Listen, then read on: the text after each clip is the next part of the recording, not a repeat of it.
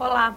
A CPI, criada para investigar denúncias vinculadas ao ECAD, o Escritório Central de Arrecadação e Distribuição de Direitos Autorais, já começou a ouvir depoimentos de especialistas e envolvidos nessas supostas denúncias. Para falar sobre isso, a gente recebe aqui no programa Argumento o senador Randolfo Rodrigues, que é o presidente da CPI. Senador, muito obrigada por conversar com a gente.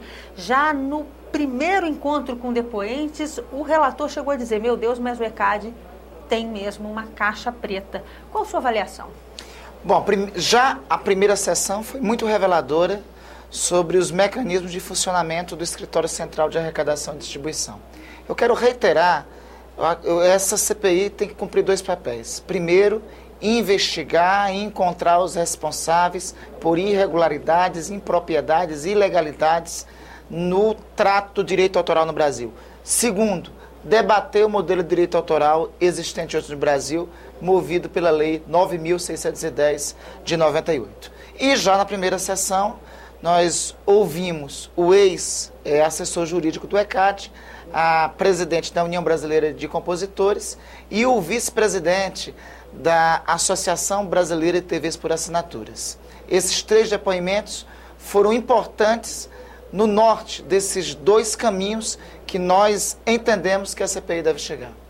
O senhor falou um dos depoimentos do assessor jurídico. Samuel Farrell. Chegou a levantar que de uma causa ganha pelo ECAD de 76 milhões de reais na justiça, pelo menos 5% desse dinheiro foi distribuído só para os diretores do ECAD. Isso demonstra uma irregularidade ou é uma ilegalidade mesmo que deve colocar as duas coisas? O que nós sentimos, vejam só, o ECAD, o Escritório Central de Arrecadação e Distribuição, no seu estatuto se define entidade privada sem fins lucrativos. Logo, qual é a entidade privada que tem fins lucrativos? É uma empresa. No direito brasileiro, quem tem entidade com fins lucrativos é a empresa. Finalidade de empresa é fins lucrativos. Então, se justifica em uma empresa. O objetivo de uma empresa é a obtenção de lucros. Logo, uma empresa faz sentido os bônus, o lucro da empresa ser distribuído entre seus sócios.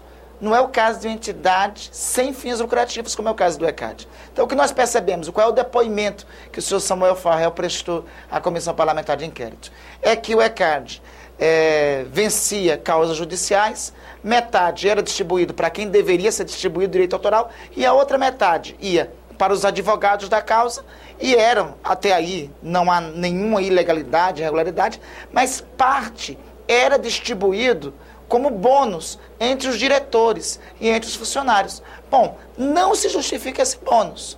Mas o mais grave disso é que no depoimento do senhor Samuel Farrell, ele nos dá indícios de que ocorreria sonegação fiscal, ou seja, sonegação tributária nesses bônus que eram distribuídos entre os diretores. Então, só nesse depoimento existem indícios que a CPI vai aprofundar de dois crimes aí colocados: sonegação fiscal, né, concretamente, e desvio da finalidade da entidade que deveria ser, de fato, sem fins lucrativos. Diante desse depoimento, os diretores atuais do Escritório Central de Arrecadação e Distribuição chegaram a procurar a CPI dizendo que tem uma outra versão?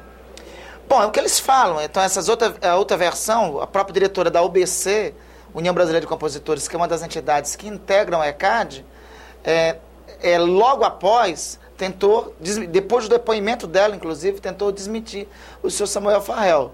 Bom, nós teremos, a próxima sessão da CPI tem um depoimento que é fundamental nesse sentido. É o depoimento do senhor Coitinho e da assessora jurídica do senhor Coitinho, que é a dona Bárbara.